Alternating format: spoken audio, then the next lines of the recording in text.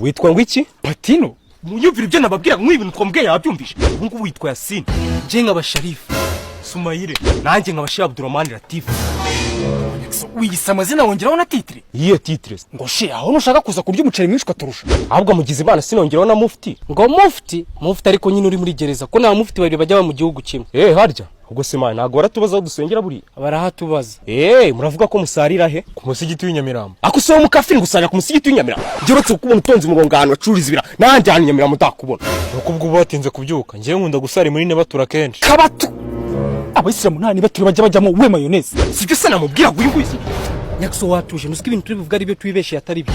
Sorry nari mbyibagiwe. Nago wari ubyibaje ahubwo warugaragaje inda nini uraba ufite kwirayidi. Sawa nyine wowe uzaduherekeza gusa. Nitugerayo mbanze mbumvire niba umunyu wakoze mite mbasinyari. Ngaho uzareke kuduherekeza turabigusabye nk'abajama. Oya ataza kugira umuceri uniga akabura umuha amazi.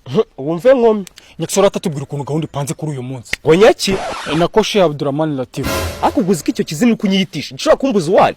Ndaki none ndamenye uwari ari bikimana isi nijoro. Shayirayidi nago tukirenda kakuroga. Nta nuguze ikintu wari bisobanura. Bisobanuye ikinono cy'inka. Kanombe ubwongo bihoraho. Nyapira baba batetse ku irayidi we kafirun. Ako Sheikh Abdurrahman Latif uretse kwivugisha ubwo buterebe bw'abasilamu nabwo wakuye mu bufilime bwinshi warebye. Hari ikindi kintu uzi? Ngambwira turaza kubasuhuza ngo iki? Si kuvuga mambo hapo se. Wiki kwegera umuswahili siko kuri wari wabandi. Ndabyibutse. Ni Mubaraka Karim. Sha mwana she ibyo urimo nibiki? Baravuga ngo assalamu alaikum. Ko nari nkazi nuko nari nkibagiwe. Ahubwo se turagenda ryari ko mbona igifu umwana kimeze nabi. Saa sita. Ugiye koza ibyomba ari. Ese ko bavuze kuri bugereho saa 5. Ngiye kwina ndagireho saa 5 kugira ngo nkuru turimo nk'umwana wo mu rugo. Urugo rwa sose. Ariko nyine itangiye kuzanamo ababyeyi mu bintu numva bitangiye guhindura isura. Ubyongera. Ntaribi. Ariko ibyo bintu byo kuramukira abantu nk'umwaka usimbyemeye pe. Ngaho nibura bugiye nk'umugisha Imana yabahaye. Inzira no muharuro tumuka.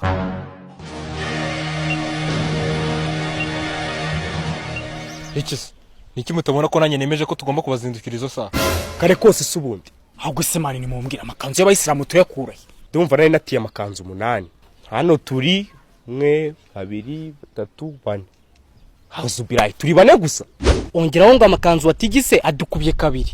Bivuze ngo bibaye ngombwa twanavumba ahantu habiri twambaye bitandukanye n'ibya mbere. Ako wamugana reka ku kantu tukagarukeho. Nyaxo ayo makanzu wayatiye ryari kwiyariyo nama yonyine dukoze. Nyine ubundi ngiye mbabwije ukuri irayidi nangira kwitegura iyo mvuye kuvumba yindi. Nkubu uyu mwaka utanda tangira kwitegura ntufa kuvumba ingi. Basta kafuru. Bivuze ngo muzi umwaka wose uri gutegura kuvumba irayidi. Yego. Professor Warakasa Dirayidi ntuyo nguyu kabisa. Ase nk'umungu Nyaxo tuvugishije ukuri. Nkubu hagize nk'ikintu gituma utargira rayidi. Byagenda gute? Ntacyo nta na kimwe kereka urupfu gusa.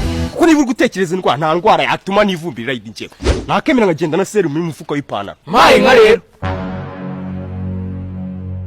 Etse ko munangiro zo kwa 12 nari narakoze amasenyesho iminsi 20 nsaba Imana ngo indinde urupfu mbere y'irayidi.